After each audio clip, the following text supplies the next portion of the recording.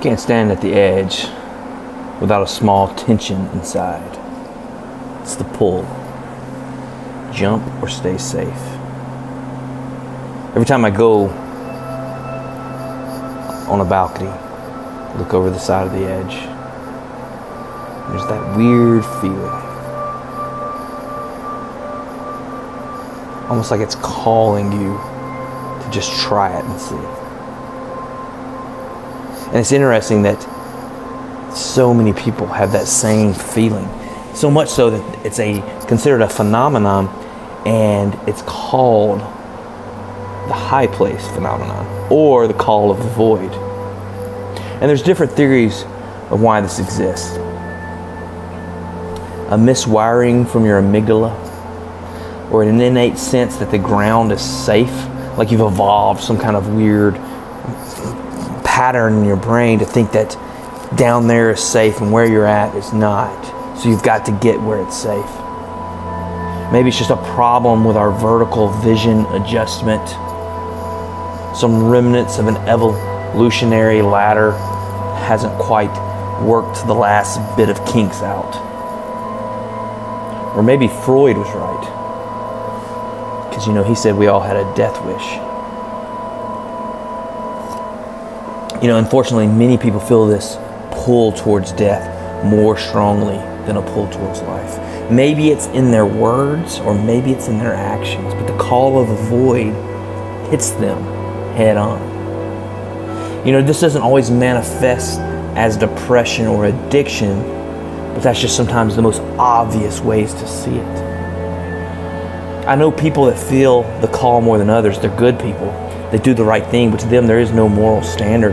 There's no God to serve. To them there's no difference in smoking meth, telling lies, or watching cartoons. It's all just a decision, their own version of what's right or wrong. That's their philosophy, but they don't always live that out. In the real world, they live like everyone else, by a code. They may curse the code they follow, but they follow it anyway. And maybe it's their code, maybe it was their parents. Maybe it was just the culture that they grew up in. And that's why I said they're good people. They don't steal, they don't kill, they don't cheat on their taxes or cheat on their wives. But the void is inside them, and it pulls them to jump. Because to them, nothing really matters. But it begs the question, does that mean to them there is no safe space? No safe place to get to? So they slip into the comfortable existence of non-resistance because that's where it's safe. See, I had this dream once. There was this child on a cliff that needed a home, but there was no one there to give him one. Sometimes the only way to save someone is to get up to the edge as close as you can and not fall off. You see, the truth is, nihilism got it wrong. It's not that nothing matters, it's that everything matters. And that is why life is so hard. Because we've traded purpose and meaning for silk sheets and cheesy puffs. All our battles, our wars, our elections, our sermons, for this?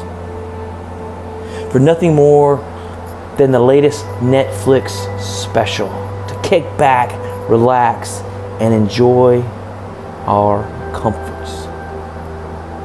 And I know, that doesn't sound bad, because in the end it is what it is. You can blame your problems on lack of resources, bad timing, crooked politicians, or even self-sabotage. But all this does is pass the buck. I challenged someone the other day. I told him, it's okay, smoke meth. Do it every day if needed. But whatever you do, don't lie, especially to your kids. If you say you're going to do something, do it. Follow this rule and you will probably stop making so many useless promises. But because if you're making commitments you can't keep, then you're making too many commitments. He said he never intentionally lied to his kids, but that was the problem, right? That was the key word, intentionally. My method for reaching him for reaching him, I was not using reverse psychology. But my method only works if a morality hierarchy actually exists. My method only succeeds if we agree that some things matter more than others. Because the lies we tell become our apathy, our slow demise. We separate ourselves from the other person a few words at first, then miles apart. The small decisions you make are sometimes more important than the big ones. When I was a kid, I was scared of the dark. I was scared of monsters. I was scared of ghosts. I was scared of my own shadow. But now I stand in the dark. I see the monsters. I know what they are, and I know what shapes the world. I know what poisons the well. In the spiritual world, it's the flesh that's resurrected, and in this mortal world, it's the spirit that must be reborn. I pray the rosary, but without beads. We don't have to argue over the truth, not anymore. Either accept it or don't. For now we see as through a glass dimly. But there will be a time when all is made clear. So do not rest solely on your standard, but raise your standard and live right. For this is your call, and what of it is so damn hard to understand.